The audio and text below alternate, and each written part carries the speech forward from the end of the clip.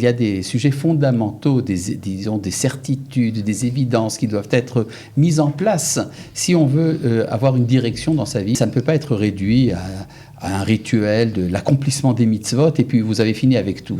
C'est pas du tout ça dont il est question. Au contraire, il s'agit ici de la réconciliation entre la sainteté et la nature.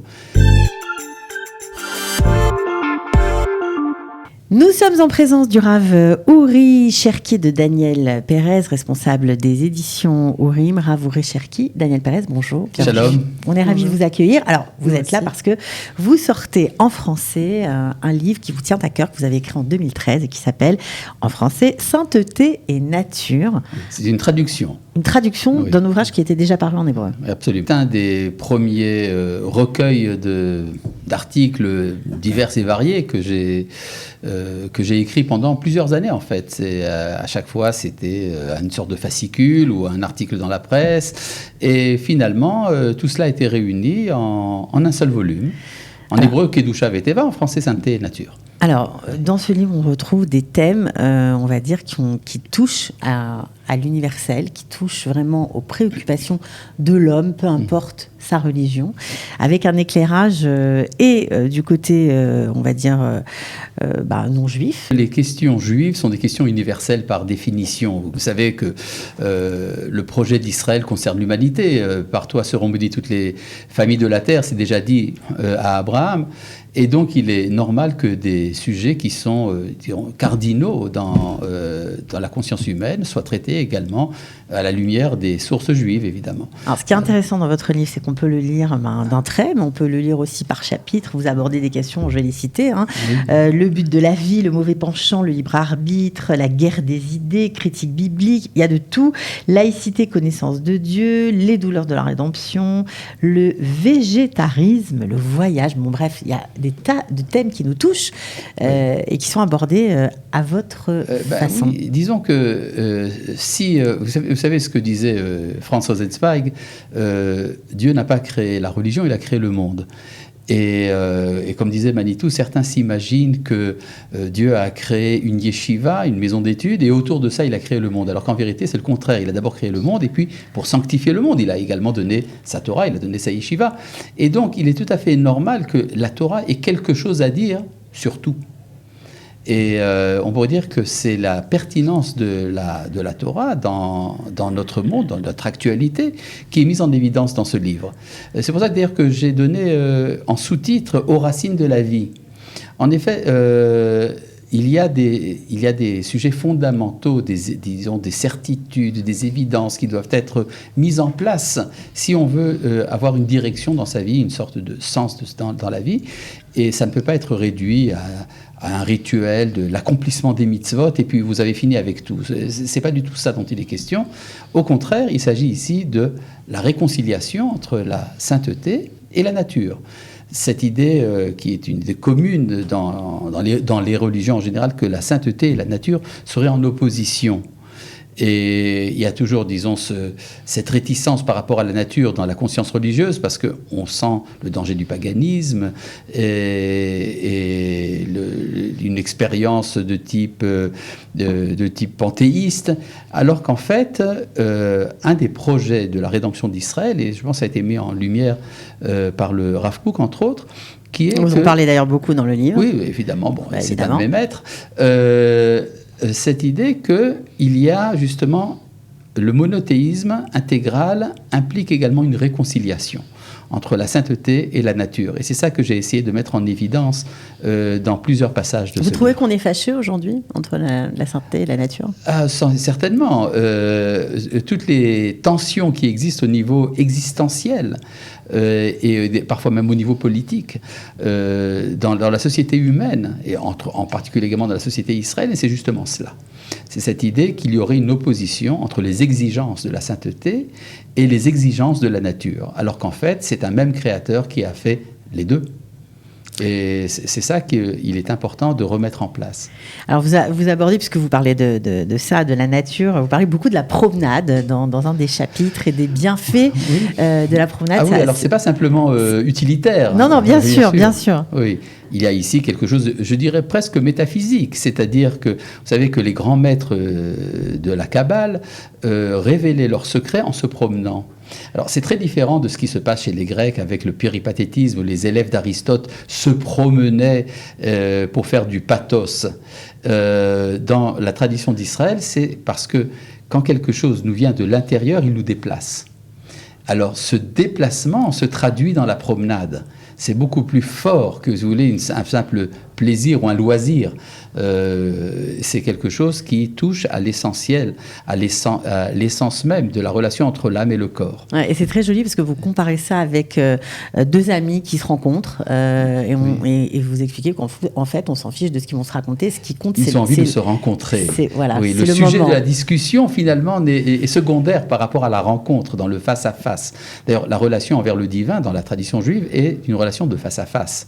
Non pas de fusion mystique, qui serait une sorte de mort douce à la mystique, ou bien simplement une connaissance purement intellectuelle, je reconnais l'existence de Dieu, et toutes sortes d'abstractions de ce genre. Non, il y a une rencontre. Et c'est comme, et vous comparez ça avec la nature, c'est comme la rencontre qu'on a avec la nature. Parfois, on est... on est, on va dire, dépassé par la beauté de ce qu'on traverse. Oui, évidemment, mais on pourrait dire que c'est le problème de la philosophie dans le dernier siècle, c'est le problème de la phénoménologie. Est-ce que l'on peut parler de choses métaphysiques avec des définitions philosophiques et logiques, ou bien est-ce qu'on parle justement d'une rencontre de type existentiel, qui est celle de ce face-à-face, justement, dont il est question dans ce livre. Et puis vous abordez d'autres thèmes. Moi, j'ai beaucoup aimé, par exemple, la musique. Vous parlez de la musique et vous dites que ça ne se réduit pas à un parfum qui accompagne la vie. Elle est la vie. Alors ça, vous citez le Rav Saada Gaon. Oui, bien sûr. C'est très fort ce que vous écrivez dessus. Le Gaon de Vilna, qui disait que s'il avait le temps, il passerait son temps à faire de la musique parce que c'est le langage de la Neshama, le langage de l'âme. Et on peut dire qu'il y a une recherche de la mélodie authentique, de la mélodie d'origine dans le travail des musiciens. Et vous savez qu'à l'époque du temple de Jérusalem, le travail essentiel de la tribu de Lévi, c'était justement de retrouver la note qui est appropriée à une situation donnée de l'homme face à son créateur. Et puis on apprend aussi des choses assez... Enfin, en tout cas, pour ma part, j'ai découvert ça, que les chants grégoriens sont apparemment... oui, évidemment, c'est une tradition... liée à nos chants, à nous. Oui, c'est une tradition d'ailleurs perpétuée par l'Église. Comme quoi, le pape Grégoire, quand il a instauré justement le chant grégorien, s'est adressé aux Juifs pour leur demander quelles étaient leurs traditions musicales qui leur venaient du temple. D'ailleurs, vous connaissez ce récit assez incroyable. Le Rav Kapar, un rabbin yéménite qui faisait des recherches au Vatican, a entendu une musique qui sortait d'une église, a dit « mais je connais ça du Yémen ». C'est-à-dire, il y a effectivement une recherche de la note originelle, quelque chose qui a été perdu et que l'on doit retrouver. Alors, vous parlez bien sûr du sens de la vie, des buts de la vie. Qu'est-ce qu'un but? Comment choisir? Oui, est-ce qu'il y a un sens à la vie? Oui, on peut dire que c'est ça, la question fondamentale dans la modernité, évidemment, mais ça a toujours été ce qui a préoccupé les hommes. Est-ce qu'il y a un sens à notre existence? Finalement, on parle des plaisirs de la vie, de la recherche dans la vie, etc., mais à quoi est-ce que tout cela nous mène? Alors, on pourrait dire, évidemment, si on lit mal Maïmonide, ça voudrait dire que, oui, le but de la vie, c'est la connaissance de Dieu. Alors, ça voudrait dire que tout se réduirait à une sorte de contemplation platonicienne des idées, etc. Or, ce que j'essaye de mettre en évidence dans le texte de ce livre, c'est justement le contraire. C'est que s'il y a une recherche de celui qui a créé le monde, ça veut dire que le monde entier participe à cette recherche. Tous les domaines de la vie prennent un sens à partir du moment où vous avez un but qui est, disons, un but global pour toute l'existence. Ouais, en tout cas, c'est très très beau. Il y a plein de choses, on apprend plein de choses sur plein de thèmes tout à fait disons, il y a une variété de domaines. Voilà, c'est ça. C'est ça. Disons que je me suis dit que, en fait, il y a souvent une tension entre ceux qui recherchent telle chose et ceux qui recherchent autre chose, alors qu'en fait, nous sommes tous concernés par l'ensemble des domaines de la vie. Et c'est ça que j'ai voulu mettre en évidence. Alors j'imagine que vous avez dû quand même vous adapter, parce que ce livre, à la base, était créé pour, en tout cas écrit pour des gens qui connaissaient très bien la Torah, pour des étudiants de Yeshiva, des Israéliens.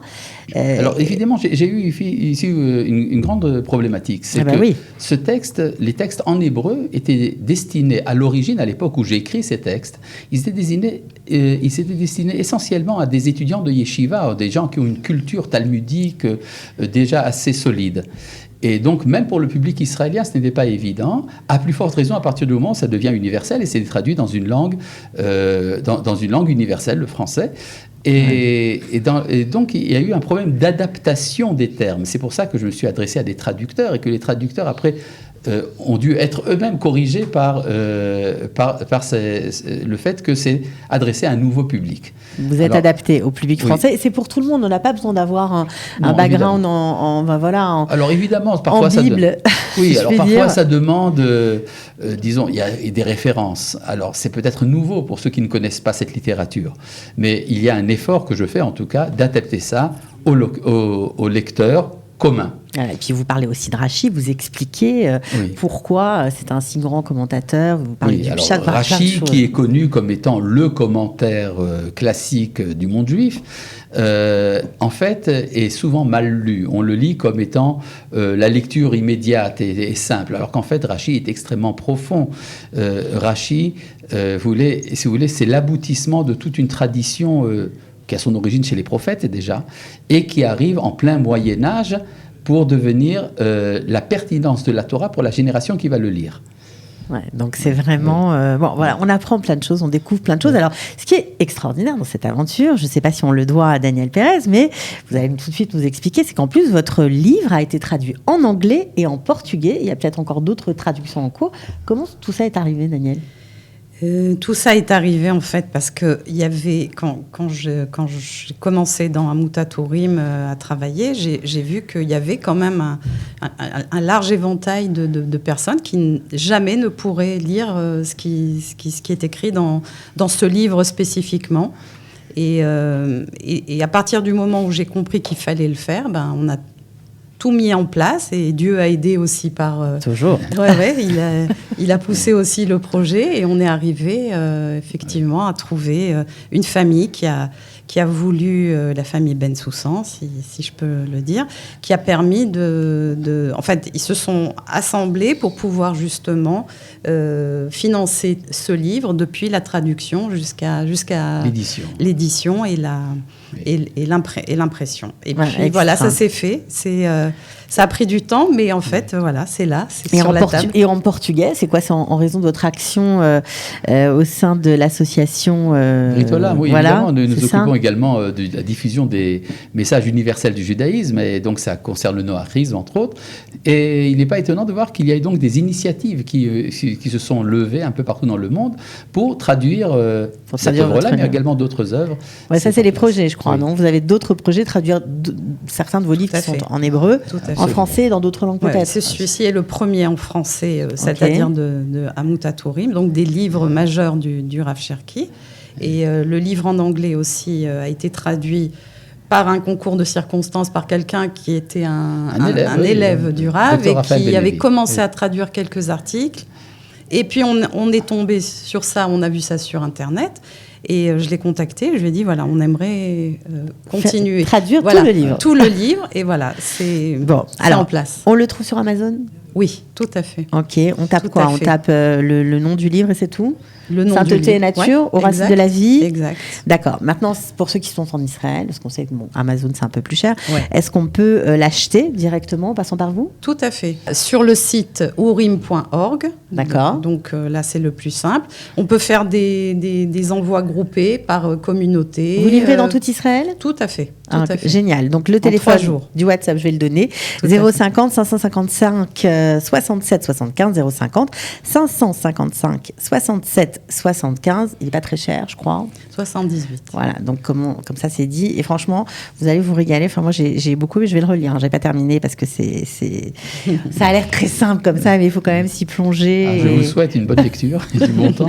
Non, mais voilà, ça nécessite d'y revenir. C'est toujours intéressant. Puis en fonction de son état, on comprend toujours d'autres choses. C'est ça qui est formidable.